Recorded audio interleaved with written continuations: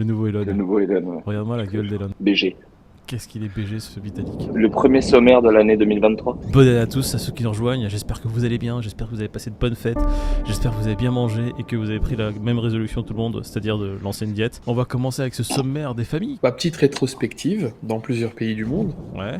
de quoi a été fait 2022 en termes de crypto. Donc c'est pas mal, on voit que malgré le bear, il y a eu de l'adoption, on va dire. On voit que la Russie travaille, elle avance, ça fait plaisir. Aussi, sans oublier Vitalik Buterin qui veut se transformer en Elon Musk, en termes d'influence. Donc on va parler d'une rétrospective de Vitalik Buterin, de Russie et de scam. Voilà les 4 thèmes majeurs de la vidéo aujourd'hui. À la vôtre. Et bien on fait une petite rétrospective de 2022, c'est pas mal pour commencer l'année 2023. On va parler des... Déjà dans les bonnes nouvelles, qui a adopté les cryptos ou Bitcoin en monnaie légale.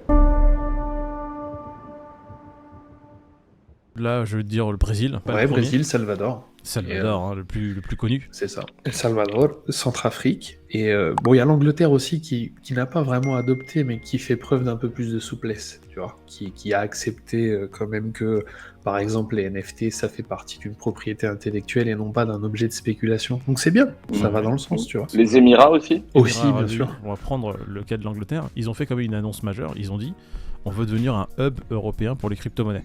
Donc, même si Charles, qui est devenu maintenant le roi d'Angleterre, n'est pas pour le Bitcoin, parce qu'il avait fait une petite sortie télévisée lorsqu'on lui a posé la question. Il a clairement montré son désaccord avec cette technologie, hein, parce que il est Ouais, Jones. mais Ça- tu sais, à la base, il était contre Camilla, et puis Voilà. ça s'est fait quand même. Hein. Et puis les Émirats Arabes Unis, on sait très bien que Dubaï c'est l'avant-garde de la crypto. Ils ont créé des choses dans le métaverse dès que le métaverse est sorti. Ils ont créé un repère pour escrocs qui se cachent là-bas et qui vous envoient des scams à profusion. Oui, ça c'est Non, vrai c'est qu'ils bien sont, foutu. Hein.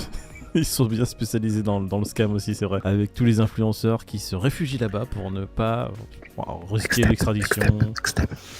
2022-2023 parce qu'ils vont faire le bridge, next step. Hein. On vous oublie pas les gars. Et puis il y a aussi notre nouveau voisin. La Centrafrique. Oui, non, la Russie qui commence aussi à parler de crypto-monnaie de plus en plus. La Russie qui maintenant va lancer apparemment un altcoin adossé sur l'or. C'est surtout sur fond d'anti-américanisme, dans le sens où ils ont promu le truc en disant le dollar, ça pue de plus en plus, donc venez, on s'oriente vers des trucs un peu plus costauds, genre l'or, tu vois. Et du coup, ça peut être un bon argument pour ceux qui croient un peu moins au dollar, tu vois. Bah, pour se dédollariser, quoi, en gros. C'est ça. Oui, passer sur l'or, en gros. Bah, pour ces pays-là, oui, c'est sûr que c'est une manière de contourner tout ce qui est restrictions économiques et autres. Donc, c'est normal qu'ils avancent dans ce point de vue-là. On avait dit d'ailleurs sur la chaîne que c'est pas pour le particulier lambda. Hein. On est d'accord que c'est pour les institutionnels et le On va gouvernement. lâcher le mot, c'est pour contourner les sanctions financières directement. Les sanctions financières européennes et américaines qui ont été mises en place. Je pense qu'ils font un petit virage pour les institutionnels, principalement pas pour les particuliers. J'ai envie de te dire, c'est de bonne guerre. Le nom de la banque Sber. Sber. Anciennement Sberbank. De l'or tokenisé sur la plateforme d'une banque en Russie. Bah écoute, ce titre-là résume tout à fait ce qui se passe. Est-ce que c'est une bonne chose, les gars? Est-ce que ça va peut-être donner des idées pour les futurs stablecoins? Bah ça va dépendre, parce que Bah, tu c'est vois, le possible. truc c'est que c'est la Russie qui emboîte le pas, donc il se peut qu'elle soit diabolisée par l'Occident, tu vois, et par les États-Unis. Oui, Donc, à le voir. Ah, ce sera le c'est cas, rigolo. mais c'est pas grave Voilà, tant qu'ils s'en c'est ça. servent et qu'il y a de l'utilisation. Je veux C'est dire. ça. De toute façon, la crypto est diabolisée, donc à partir de là, Ouais, voilà, mais là, quoi, si foutu on pour réfléchit foutu. juste sur quand t'achètes le stablecoin ou quand t'achètes l'actif numérique, t'achètes une partie des réserves d'or qui sont mises en place pour l'adosser. Donc t'as quelque chose de tangible. Le cours il sera adossé à l'or. C'est pas comme les stablecoins algorithmiques où ils sont adossés, enfin il y a une pool de plusieurs altcoins qui viennent de backer le truc, ou comme l'USDT où il y a une pool de... Bon, on ne sait pas trop, hein, même si maintenant il y a des audits qui sont faits et qui disent oui, non, vous inquiétez pas, tout va bien. Mais tu vois, c'est pas des cryptos. Voilà. Dès qu'on parle d'USDT, il y a la qui arrive. C'était une flûte, hein. C'était pas une. Oh, écoute, c'est pareil. On est À en 7h30 du 2023. matin. 7h30. Ok. C'est une pipe. C'est une pipe musicale. Tout se ressemble, hein, j'ai envie de te dire ça. Bref, c'est un gros... Bref, un stablecoin qui te dit, si tu l'achètes, t'as vraiment quelque chose de tangible, t'as de l'or derrière. Ça donne un peu plus confiance que, bon écoute, t'as une ribambelle de crypto-monnaies qui viennent l'adosser. Ne t'inquiète pas, la pool est très solide. Et est-ce que l'article Crypto News, il te donne aussi confiance que la Russie là Ah, Ouais, Parce que ça- lui, il est plutôt ça, pas c'est- mauvais j'ai envie l'article. de te dire, Tu vois, ça c'est vraiment la force d'être trois, tu vois. C'est-à-dire que moi, quand j'ai lu l'article, Je me suis dit, Waouh. ça pue, tu vois. Mais je me suis dit, non, mais je suis peut-être un peu trop dans la paranoïa, tu vois. Et puis, vu qu'on en a parlé tous les trois, Moïd a confirmé qu'effectivement, c'était un article un peu bizarre. En fait, quand j'ai lu l'article, je me suis dit, attends, il y a des altcoins qu'on ne connaît pas, donc on connaît pas tout, hein, on n'est pas non plus, tu vois. Mais les 5, je me suis dit, mais ça sort d'où ce truc-là? Et Moïd est allé sur Glassnode, parce que Glassnode, pour le coup, c'est assez carré, et puis il a constaté que, tu vas nous le dire, Bah, y Moïd, a rien, mais y a c'est un rien. peu En fait, chelou, quoi. regarde, l'article dit les whales du secteur accumulent ces altcoins pour l'année 2023. Découvrez pourquoi. Alors déjà, ces whales du secteur, ça veut dire quoi? C'est quel whale? De qui tu parles? De quel portefeuille tu parles? Quels Orléans, sont les portefeuilles? Orléans. Tu nous dis, il y a des whales dans le secteur. Quel secteur? C'est dans ton quartier? Quels sont les portefeuilles qui accumulent ces cryptos-là? Montre-nous un peu les data. Il n'y a aucune data on-chain. Et après, tu vois ce titre putaclic, ils vont te parler de projets crypto-monnaie, d'altcoin, avec des liens qui sont sûrement affiliés. Je vais pas accuser non plus, mais il y a de grandes chances que ce soit des liens affiliés, parce qu'ils disent cliquez là pour les acheter. Du coup, en fait, ton cerveau qui se met à disposition de l'information, parce que tu penses trouver quelque chose d'intéressant, tu vas être bombardé de projets qui sont sûrement tous pétés les uns que les autres, en pensant que c'est quelque chose de légitime, en te disant mais il y a des whales qui l'accumulent, donc ça va peut-être créer un effet FOMO chez toi, et tu vas peut-être te dire je vais acheter ces trucs là, sans faire forcément de recherche, parce qu'il n'y a pas écrit faites vos propres recherches. Ça rend disponible ton cerveau pour une information que tu penses legit, mais tu n'as aucune donnée concrète qui te dise quels sont les whales qui achètent ces projets-là, où sont les data on-chain qui te montrent les flux d'argent qui vont des portefeuilles de whales vers ces altcoins. Non, il n'y a rien. Il y a juste, écoutez, voilà ces projets altcoin. Donc projet numéro 1, voilà ce que ça fait, mon lien. Cliquez dessus pour acheter. Projet numéro 2, un projet tout autant pété, parce que j'ai regardé le truc, hein. Il y en a un, c'est un move to earn. Bref, Non, ce qui est beau, c'est la manière de le mettre en avant. Hein. Mais dites-le en commentaire ce que vous pensez de ces alts, du coup. Non, mais même au-delà de ces alts, dites-nous en commentaire ce que vous pensez des articles faits dans le monde de la crypto. Grave. Et qui sont justement tendancieux dans le sens où on ne sait pas trop si c'est de la sponsor, de la pub déguisée, un article tangible fait par des journalistes. Je trouve que c'est pas le premier article sur lequel on tombe et qui est dans la même mouvance, c'est-à-dire te faire penser que c'est un article légit. Là, par exemple, moi, quand j'ai vu l'article, je pensais que c'était, il y avait des données comme quoi des whales accumulaient certaines altcoins et qu'on allait voir des mouvements on-chain. Le particulier lambda qui arrive là-dedans et qui regarde, lui, à aucun moment on fait allusion à sur de la publicité ou sur de la mise en avant, tu vois, ou de l'affiliation. Donc, je trouve que c'est pas le premier article qui nous la met plus ou moins comme ça. Et j'aimerais avoir l'avis de tout le monde un petit peu sur qu'est-ce que vous en pensez, vous, des articles un peu putaclic et au-delà de putaclic, un peu pub déguisé surtout, quoi. Ouais, en soi, si tu mets un article avec un titre accrocheur et que derrière t'as vraiment des données concrètes, derrière tu donnes en fait à ces gens-là, il y a aucun problème.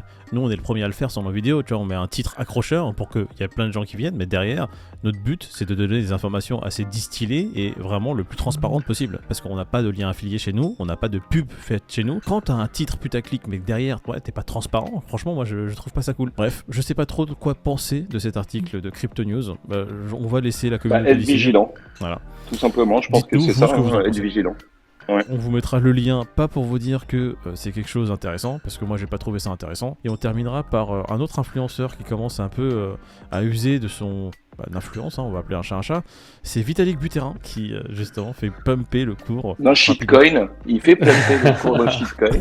Arrête. Toute va la se tirer communauté la de Solana foudre. la dernière fois nous l'a Grave. dit, putain les gars, vous parlez de Solana que pour dire du mal de ces derniers mois. Ah frérot, Alors qu'il y en a mais qui construisent, franchement. Oh. Ouais, non. Soyez mais- gentils. Vous aimez pas le projet, soyez gentils. Ouais. Solana, on en a kiffe. depuis qu'ils sont à 2$, hein, mais bon, à part ça. Non, mais c'est pas projet, grave, c'est pas grave.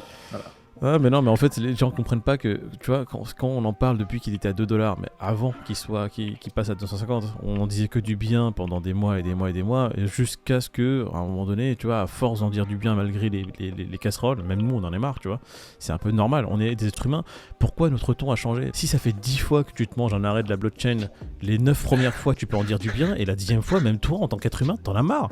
Tu peux te Et dire puis que c'est normal Solana, que je notre te avis kiffe. il évolue en fonction de ce qui se passe sur le projet et en fonction de la direction que prend le projet. C'est ça. Là, on dit juste que c'était pas des bonnes news pour le projet Solana. À aucun moment on a dit que Solana c'était devenu de la merde du jour au lendemain. Vitalik Buterin, il est intéressant l'article dans le sens où Buterin il dit pas mal de choses. Il dit déjà, on est en bear market, c'est une certitude, donc c'est peut-être le moment de se concentrer sur le fondamental, tu vois, plus que sur le spéculatif. Donc ça, je suis d'accord avec lui. Et puis il explique aussi que la plupart des méchants de cette blockchain, ceux qui sont là vraiment que pour le grid, et ben ils sont partis. Ce qui fait qu'il reste vraiment les gens intelligents. Les paper hands sont partis, les gens qui sont Il parlait restés... du chevelu. Il parlait des chevelus. I'm Sam Bankman, I'm gonna talk about my story. Pour résumer l'article, ce qu'il est en train de dire, c'est que les gars, si vous êtes là pour le profit, oui, non, d'accord, Solana c'est peut-être pas fait pour vous pour l'instant, mais de toute façon, si vous êtes là pour le profit, j'ai l'impression que les crypto-monnaies c'est fait pour personne en cette période de bear En market. ce moment, ouais. Voilà. Donc, il est en train de dire les paper hands. Ce qu'on appelle les paper hands, c'est justement les gens qui sont là que pour faire des plus-values. Les fragiles. Les fragiles sont partis. Il ne reste que les purs et durs. Maintenant, le Solana continue à construire. Donc, en résumé, c'était ça son propos. Solana continue à construire, continue à avancer. Il y a toujours du dev dessus. Donc, il n'y a rien d'alarmant. Ouais, et que la chaîne, elle a un bel avenir. Il clôture en disant que de toute manière, maintenant que l'argent sale et que les trous du cul sont partis, que ça peut que aller dans le bon sens. Je suis pas loin de le rejoindre si le FMI s'arrête un peu, quoi. Ouais. C'est ça, un truc qui va dans notre sens aussi, c'est qu'on l'a toujours dit, c'est un putain de projet, on aime ce projet, maintenant force est de constater que c'est un projet qui est jeune et qui a pas mal de failles, c'est juste ça. Oui, mais très critiqué parce qu'on l'a nommé comme un Ethereum killer, alors qu'il a plein de couilles, que effectivement il était backé par FTX, machin et tout. Au-delà de tout ça, c'est quand même un écosystème sur lequel ça se construit, un écosystème qui est utilisé. Et donc voilà, nous on y a trouvé notre utilité à un moment donné et on verra au fur et à mesure de comment avance le projet, quoi. On va continuer maintenant avec les prix, les gars. On est en nouvelle année, on est le 2 janvier 2023. On a un Bitcoin qui est dans le vert, Bitcoin 16 641, l'Ethereum à 1202, juste au-dessus des 1200. On va juste raconter quand même nos vies. On n'a pas fait de live Twitch hier. Le live Twitch sera ce soir entre 20h et 22h, heure hors taxe. Suivez notre Twitter pour avoir l'heure exacte. Et on fera le live Twitch normalement qui était prévu dimanche, du coup, ce lundi soir, ce soir. Ça fait plaisir, bon, c'est comme ça. Les choses sérieuses commencent. Premier Fear and Greed de l'année, j'espère que vous êtes legit dans vos rôles. Donc Peter, j'espère que t'es legit dans la triche. Hein, les yeux dans les yeux direct, Peter. Putain, regarde-moi cette tête de tricheur là. Regarde-moi il vient de regarder et là il nous regarde dans les yeux. David, le fourbe, on ne sait pas trop. Hein. Moïd, évidemment l'ange de cette émission. Putain, toujours. Allez, l'ange déchu. L'ange aux 5 écrans. Bon allez les gars, on lance votre Fear and Greed. On va commencer par l'escroc de cette émission. David. Alors David, combien de Fear and Greed? Je dirais 27. Regarde-moi ça, putain, il regarde le plafond et tout, il a mis un écran rose, ce bâtard. Hein, on le regarde Quelqu'un pas. Quelqu'un sait à combien il était hier? 26. Il était à... On s'en bat les couilles. Allez, il est à combien? Je sais pas, t'as dit un chiffre toi? Non, j'ai pas dit de chiffre, je vous laisse... En plus, je vous laisse l'initiative. Ok, d'accord. 27. Moi j'ai dit 27. Ah, t'as pas le droit de dire 27. Non, t'as dit 26. Non, hier il était à 26. Putain, il suit pas ce con. Il a une meilleure collection, mais il a toujours un cerveau aussi lent. Allez. 26. Et c'est la punchline de 2023. Oh bordel. David, t'as dit 27. Peter, t'as dit 26. Le gros dindon connard, il dirait quoi? Je veux dire 25. Et bah, il est à 27. Les gars, super. Tout ça pour rien. Pourquoi on n'a pas choisi 27? C'est moi qui ai dit 27. Toi, t'as dit 27? Hier était à 26. Putain. Vu que le Bitcoin a pris 0,2%. En fait, regarde, il a tout mélangé. On sait même plus combien. Voilà, c'est David. Ça, c'est l'escroquerie de 2023. Allez, salut.